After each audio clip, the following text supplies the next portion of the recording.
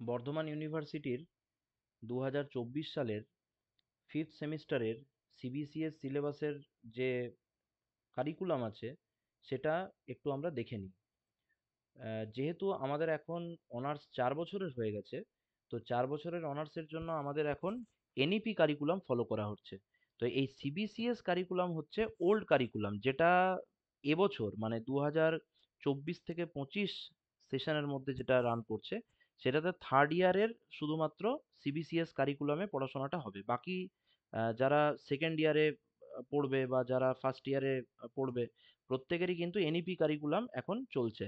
তো ফলে যারা এই ওল্ড সিলেবাসের যে সিবিসিএস কারিকুলাম, যেটাতে আমরা থার্ড ইয়ারে ফিফথ সেমিস্টার শুরু করতে চলেছি, তাদের কি কি পেপারস আছে এবং কোন কোন বই ফলো করতে হবে সেই বিষয়ে একটু তোমাদের বলে দিই। সিসি 11 তোমাদের এখানে পড়তে হচ্ছে। দেখো, সিসি 11-এ তোমাদের যে পেপারটা থাকছে সেটা হচ্ছে partial differential equations and applications. ঠিক আছে, খুব ভালো পেপার। তো partial differential equations and applications এই পেপারটার জন্য তোমরা এমডি রাইসিংহানিয়ার অ্যাডভান্সড ডিফারেন্সিয়াল ইকুয়েশনের যে বইটা আছে সেই বইটা তোমরা অবশ্যই ফলো করবে। ঠিক আছে, অথবা তোমরা আমাদের আন্ডার গ্রাজুয়েট লেভেলের খুব পপুলার একটা বই ঘোষ মাইতির ডিফারেন্সিয়াল ইকুয়েশন, যেটা আপডেটেড এডিশন, সেই এডিশনটা তোমরা ফলো করবে। পুরোনো এডিশনের বইটা ফলো করো না, ওটাতে অনেক মানে প্রবলেমস অনেক কম আছে এবং কারেন্ট সিলেবাসটাও অনেক সময় কভার করে না। তো সেই জন্য একদম সব থেকে latest updated edition Ghosh Maity তোমরা ফলো করতে পারো। এবার দেখো, সিসি 12-এ চলে আসি। সিসি 12-এ তোমাদের থাকছে মেকানিক্স 1। মেকানিক্স 1-এর ইউনিট 1-এ তোমাদের থাকবে স্ট্যাটিক্স, ইউনিট 2-তে থাকবে পার্টিকেল ডাইনামিক্স এবং ইউনিট 3-তে থাকবে রিজিড ডাইনামিক্স।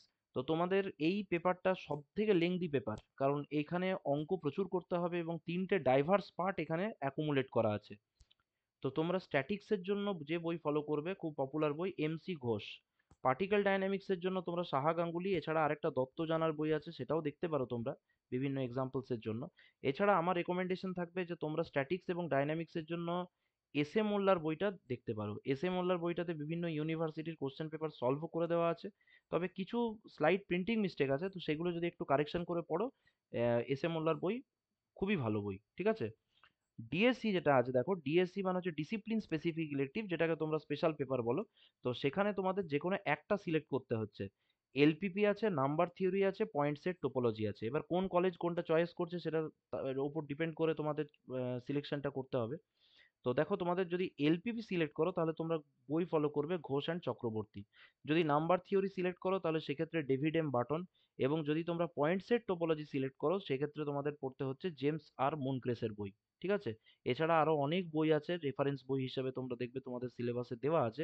কিন্তু আমি বলবো এই বইগুলো এখন স্টুডেন্টসরা পড়ে এবং এগুলো খুব এফেক্টিভ বই। এগুলো পড়ে মোটামুটিভাবে অনেকটা কনসেপ্টও ক্লিয়ার হয় এবং পরীক্ষার জন্য প্রস্তুত হওয়া যায়। কিন্তু একটা জিনিস মনে রাখতে হবে, যাদের নাম্বার থিওরি এবং পয়েন্ট সেট টোপোলজি এই ধরনের স্পেশাল পেপার থাকবে, তাদের কিন্তু একটা কম্প্যাক্ট প্রিসাইজ একটা নোটস পড়তেই হবে, কারণ সময় অত্যন্ত কম।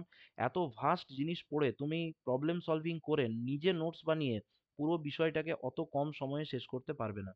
তো ফলে তোমাদের একটা সিস্টেমেটিক ওয়েতে একটা ক্লাস তো তোমাদের করতেই হবে, যদি নাম্বার থিওরি এবং পয়েন্ট সেট টোপোলজি থাকে। আর এলপিপি থাকলেও তোমাদের অনেক অঙ্ক থাকবে যেগুলো প্র্যাকটিস করতে হবে। ঠিক আছে, আর ডিএসসি 2 এখানেও তাই। দেখো, যে কোনো একটা তোমাদের এই তিনটের মধ্যে সিলেক্ট করতে হচ্ছে। প্রবাবিলিটি স্ট্যাটিস্টিক্স, এটার জন্য তোমরা অরূপ মুখার্জির বইটাও ফলো করতে পারো, অথবা মোহাম্মদ ইসমাইল হক এখানে লিখে দিয়েছে, এই বইটাও তোমরা দেখতে পারো। আর পোর্টফোলিও অপটিমাইজেশন অথবা বুলিয়ান অ্যালজেব্রা অটোমাটা থিওরি।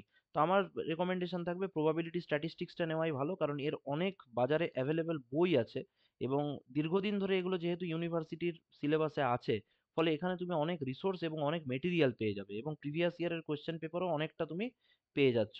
ফলে সেই দিক দিয়ে অনেকটা সুবিধা হবে। তো এই ছিল আজকের ভিডিও। তোমাদের সিলেবাস সম্পর্কে বলে দিলাম। সেমিস্টার 5-এর পড়া শুরু করে দাও তাড়াতাড়ির মধ্যে, পরীক্ষা শেষ হয়ে গেছে। ঠিক আছে, আর তার সাথে সাথে তোমাদের যেটা বলবো সেটা হচ্ছে একটা অনলাইন ক্লাস তোমাদের সেমিস্টার 5-এর জন্য অ্যারেঞ্জ করা হচ্ছে। তো ডিসক্রিপশন বক্সে যে তোমাদের নাম্বার দেওয়া থাকবে বা তোমাদের যে টেলিগ্রাম গ্রুপ থাকবে সেটা দিয়ে তোমরা জয়েন হতে পারো। যাদের সিস্টেমেটিক ওয়েতে কম সময়ের মধ্যে একটা নোট বেসড একটা ক্লাস করার প্রয়োজন আছে, তাদের জন্য আমি বলবো অনলাইন ক্লাস তোমরা জয়েন করতে পারো। এবং তোমাদের অনেক বিষয় আছে যেগুলো থেকে ইউনিভার্সিটিতে পার্টিকুলার সেই সমস্ত এরিয়াগুলো থেকে বেশি করে প্রশ্ন করা হয়। তো সেই এরিয়াগুলোকে অনলাইন ক্লাসে হাইলাইট করা হবে এবং সেইগুলোর ওপরে বেশি করে ফোকাস করা হবে যাতে সেখান থেকে তোমরা প্রবলেম সলভিংটা করতে পারো।